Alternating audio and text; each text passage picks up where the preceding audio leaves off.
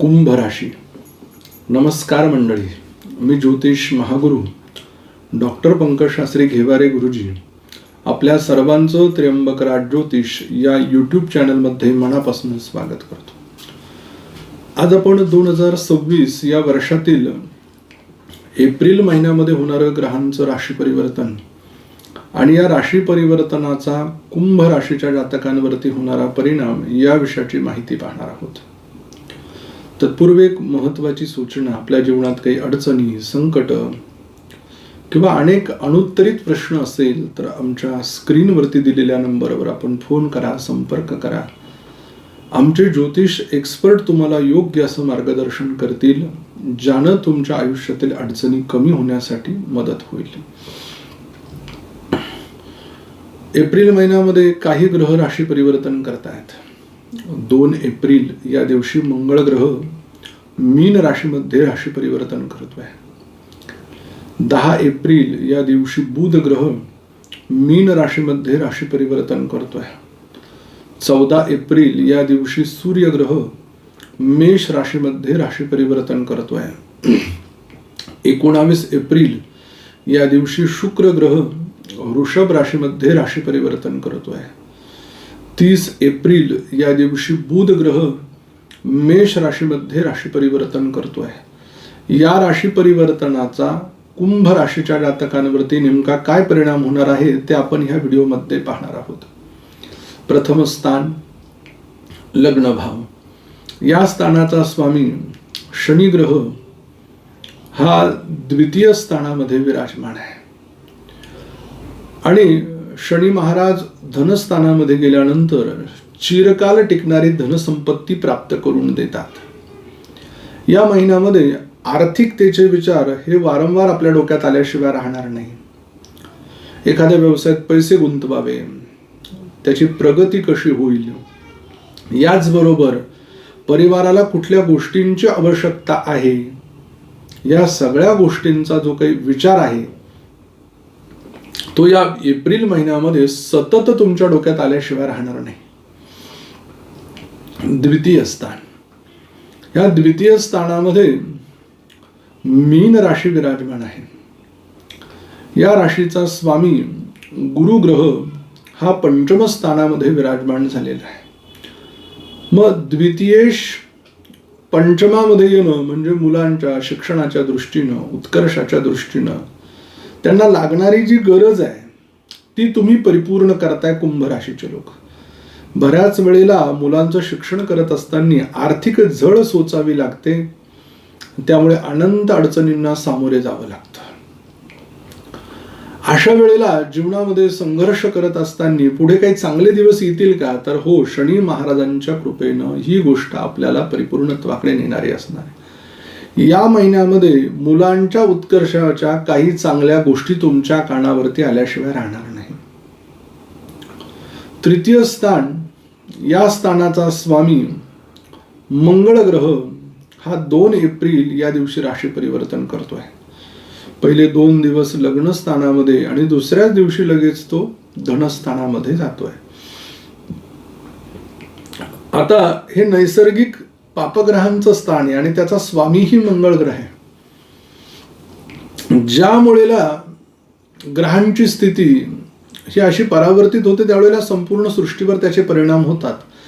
तर मंगळ ग्रह ज्यावेळेला धनस्थानामध्ये जाईल त्यावेळेला तुम्ही केलेल्या कष्टाची पावती म्हणजे काय असेल, जो काही व्यवसाय तुम्ही उभा केलेला असेल, ज्या काही तुम्हाला अडचणी असतील, यातनं मार्ग काढून तुम्ही जो उत्कर्ष साधलेला आहे, जी प्रगती साधलेली आहे, त्याचा आर्थिक स्वरूपामध्ये धनप्राप्ती मिळते. म्हणजे व्यवसायात अचानक तेजी प्राप्त होणे, बंद पडलेल्या व्यवसायामध्ये आर्थिक भांडवल कमी पडत होतं, त्यामध्ये कर्ज मिळून त्याला गती प्राप्त होणे, एक व्यवसाय चालू आहे तर अजून मोठ्या हिमतीनं दुसरा व्यवसाय सुरू करणे, या गोष्टी दाखवत आहे. चतुर्थ स्थानामध्ये वृषभ राशी आहे. स्वामी शुक्र ग्रह हा 19 एप्रिल पर्यंत मेष राशीमध्ये आहे, त्यानंतर तो केंद्रस्थानामध्ये चतुर्थामध्ये येईल. मग तो पराक्रम स्थानात आहे तोपर्यंत आर्थिक उलाढाली म्हणजे स्वतःच्या नावावर काही प्रॉपर्टी घेणं, सुखाच्या काही गोष्टींचा विचार करणं हे थोडंसं दूर करावं. परंतु 19 एप्रिलच्या नंतर ज्या वेळेला तो राजयोगात येईल, शुक्राच्या मालव्य नावाच्या राजयोगात असेल, त्यावेळेला अगदी तुमची वाणी किंवा तुमची जी प्रगती ना एखाद्या कल्पवृक्षाखाली बसल्यासारखे होईल. जे मनात यावं ते सत्यात उतरवावं, सत्यात ते उतरेल याचा अनुभव तुम्हाला आल्याशिवाय राहणार नाही.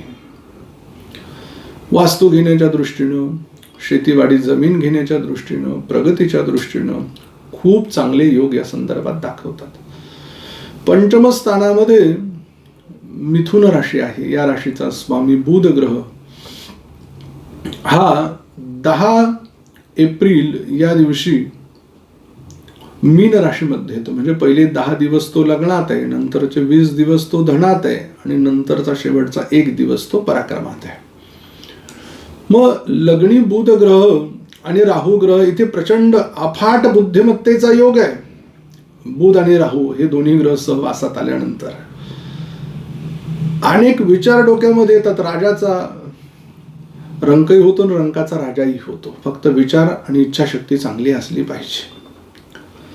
आणि ज्यावेळेला तो धनस्थानामध्ये येईल त्यावेळेला तो शनी महाराजांच्या बरोबर त्यांच्यासारखं दीर्घ मुदतीचं धन, एखादा मोठा व्यवसाय, अचानक मोठं एखादं काम हाताला लागणे आणि ते वाढणे, अशा गोष्टी तुम्हाला अनुभवायला आल्याशिवाय राहू शकत नाही. शिक्षणाच्या दृष्टीने जर म्हणाल तर शिक्षण पूर्ण होऊन लागलीच नोकरी लागण्याचा योगही दाखवतोय. संतती प्राप्तीचे योगही उत्तम आहेत.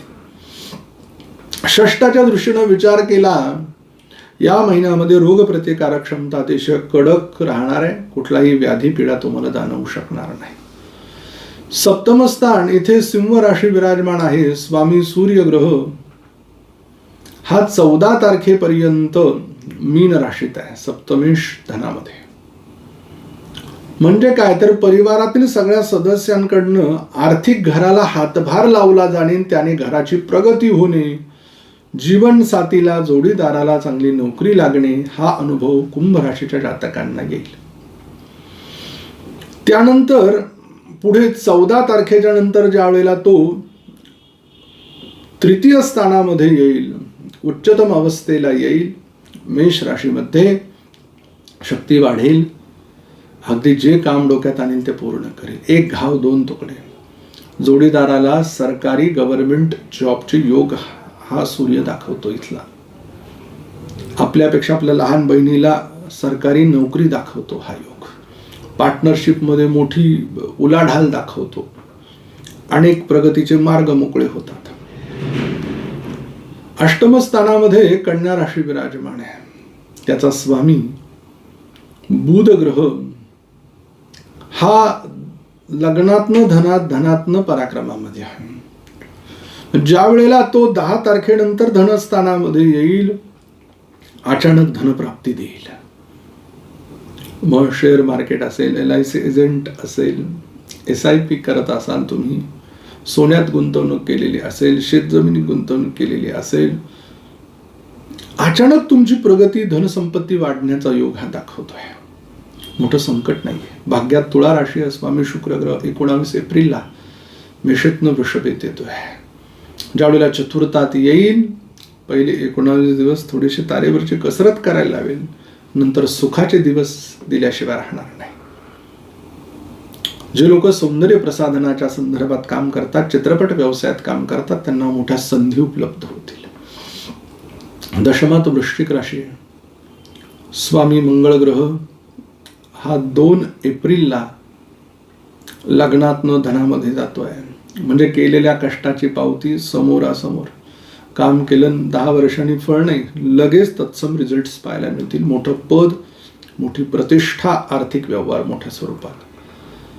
एकादश स्थानाचा ग्रह स्वामी गुरु हा पंचमात आहे.